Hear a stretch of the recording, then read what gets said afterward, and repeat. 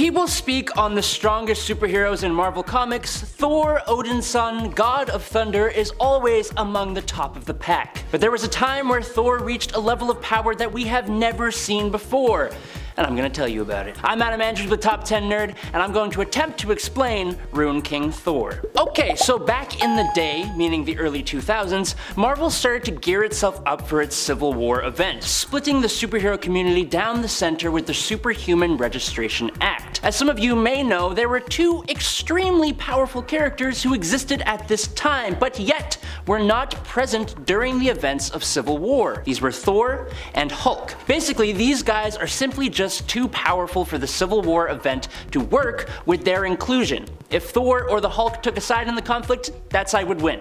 Period. So, Marvel came up with two solutions. First, the Illuminati send Hulk into space with Planet Hulk. Boom, Hulk is gone. Secondly, we get Thor disassembled, or Ragnarok, to keep him busy with Asgardian issues while the world's heroes fight each other. So that's the reason why all this comes to pass, but to get an understanding of what leads up to Ragnarok and Thor Disassembled, we have to look back to Dan Jurgens' Thor run from 1998 to 2004. A lot of the early parts of this run won't play a part in the events we are focusing on, but a few things do obviously matter. For starters, in this run of Thor, the Odin son has been sharing his existence as two people, similar to when he was Donald Blake. On one hand, he is indeed the God of Thunder, but due to actions earlier in the comic run, he has an alter ego in the form of Jake Olsen. Jake isn't terribly important to the story, and honestly, I found myself getting kind of annoyed anytime he would switch from Thor to Jake, but Thor's time as Jake did help teach the God of Thunder a level of humanity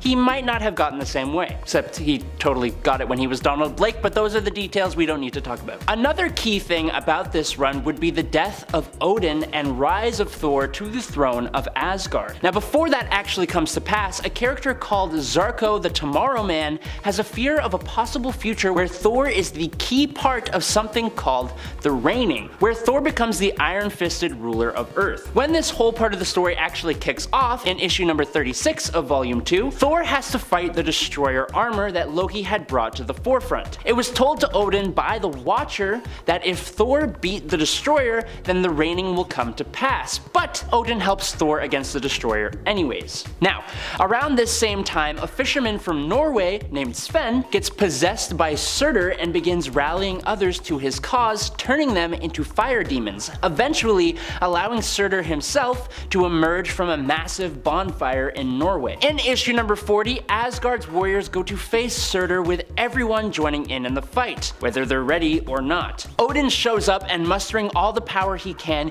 he goes on a final attack against Surtur that takes both of their lives. Now moving on to Lord Thor. From the start, Thor's ascent to the throne was pretty shaky. Initially, he did not want to be king of Asgard at all, and he didn't even believe Odin was actually gone, but alas, he was. And after speaking with Jake Olsen, Thor realizes he has to take the throne. I should probably also mention that Odin did split Thor and Jake Olsen into two separate beings at this point in time. So he does take the throne, and Lady Thor, aka Tyreen, aka the Designate, takes his place on Midgard. The start was shaky, and honestly, Thor ends up being a pretty bad king. He is harsh, he lacks patience, and he makes some really questionable choices with the Odin Force power he now wields. Choices like going off fighting frost giants, getting together with Amor the Enchantress of all people, and in a really odd move, Thor decides that Asgard should invade Earth. Now Thor uses the resources at Asgard's command to try and forcibly solve all of Midgard's problems, which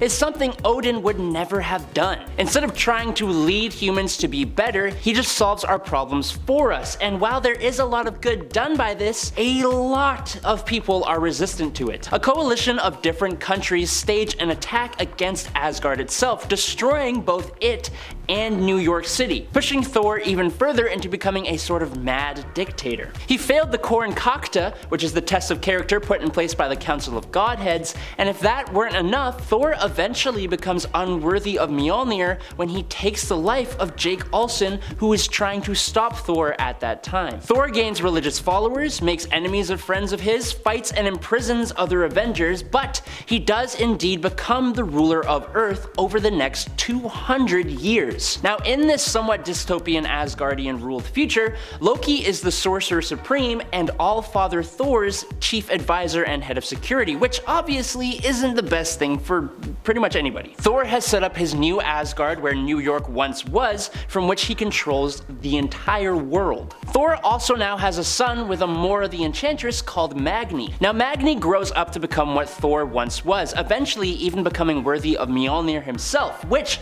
side note, Thor had lied and said that the hammer was actually destroyed, but it's not, obviously. Magni, being a hero, became very ashamed of his father after realizing all the ways in which his father had abused and messed up his rule of Asgard. Magni brings Mjolnir to Thor and challenges him to lift the hammer as a test of whether this old, grizzled Thor is truly worthy of leading Asgard. Now, a whole bunch of things happen that aren't really worth explaining, including the return of Desak, Loki unleashing the Destroyer armor, again, and the Designates showing up to try and put humanity on a better course with Thor. The reason I say it doesn't really matter is that I believe above everything else that happens, and his kingdom falling apart around him, the fact that Magni is ashamed of Thor is what leads Thor to do what he does next. Thor realizes the mistakes he's made, and so he uses the Tomorrow Man's technology to go back in time around 200 years to when Asgard was attacked by the combined countries. Before they can blow up Asgard, he tells them that Asgard will leave if they stop. He intervenes before his younger self takes the life of Jake Olsen, and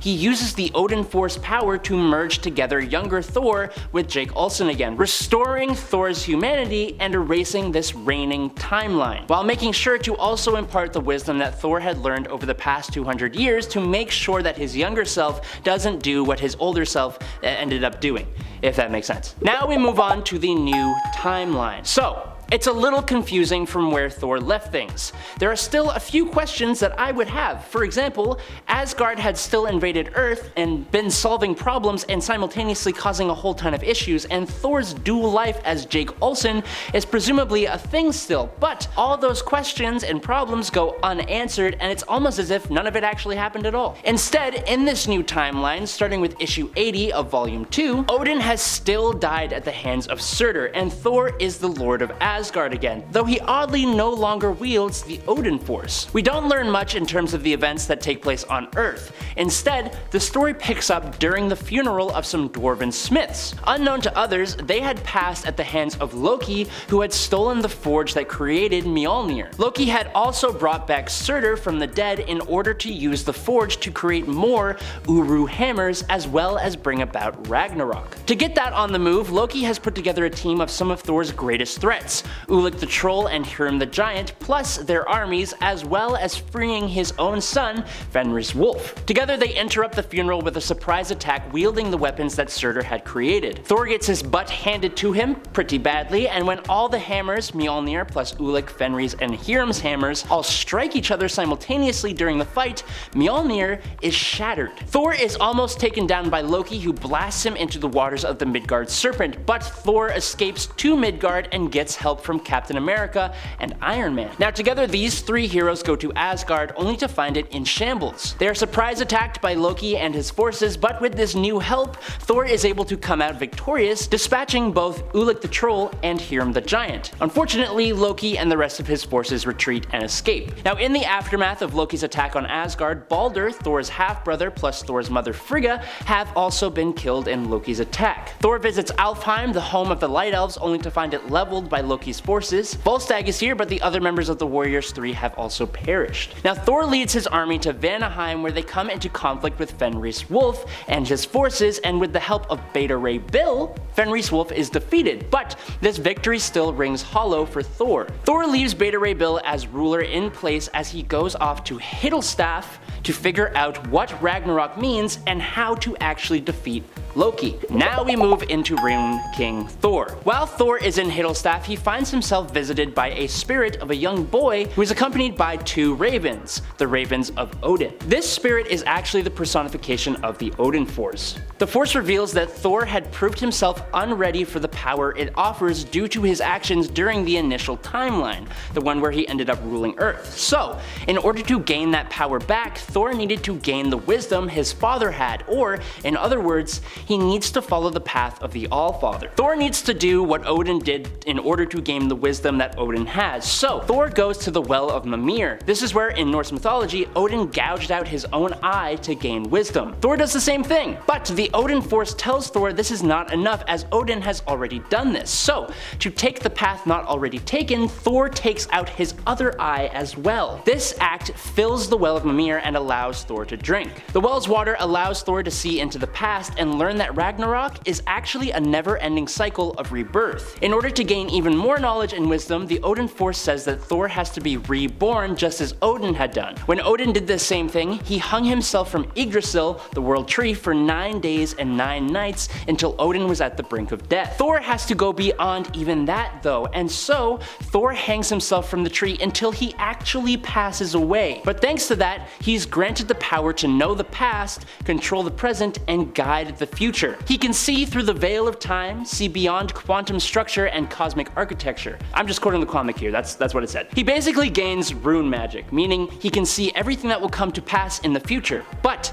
he also passed away. When Thor wakes up, naturally, he is in Hell, and just before Hela can actually claim his soul, he makes a rune mark in the ground and Odin's spirit rescues Thor from the afterlife. He then wakes up again, but this time, he wakes up in front of a group of black and white beings who call themselves those who sit above in shadow. Now, these guys are essentially the gods of gods. They are more powerful than the gods of Asgard, essentially. Who these characters are specifically is a bit of a comic book unanswered mystery. Loki has stated them to possibly be the super powerful extra-dimensional beings known as the Beyonders from the later Secret Wars story. Now this might be true, it might not. He just said they are like the Beyonders, so we don't actually know. But essentially, they survive off the cycle of Ragnarok. The life force from all the Asgardians is what gives these beings their power, so Thor vows to break the cycle as Odin, through Thor and his actions as a hero, had found a way to do just that. And Thor just leaves. Thor is now powered by both the Odin Force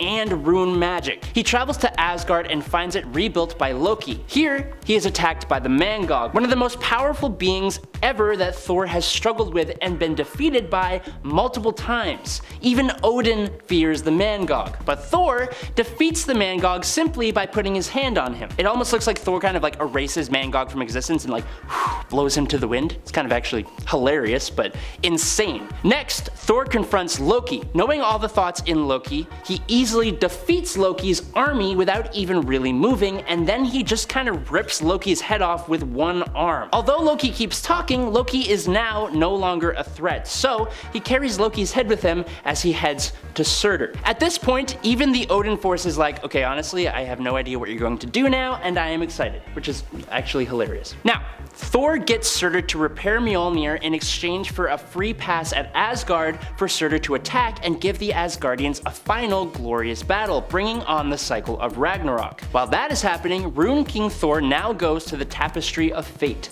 which is a tapestry attached to the World Tree that essentially tells how reality will play out all the way up to Ragnarok. At that point, thanks to those who sit above in shadow, the tapestry will be rewoven and the cycle will repeat. Those who sit above in shadow show up in a last-ditch effort to beg Thor not to do what he is about to do, even offering him a place among them. But instead of allowing the tapestry to be remade, Rune King Thor lifts up his hammer and with one strike, he destroys the tapestry, those who sit above in shadow, the world tree itself, and basically all of reality. Rune King Thor is one of, if not the most powerful version of Thor we have ever seen so far. He escaped death, erased beings from reality, ripped off the heads of gods, and usurped the gods of those gods, and not to mention, he destroyed the whole of reality. I'm Adam Andrews with Top 10 Nerd. Thanks for watching, and peace out, nerds.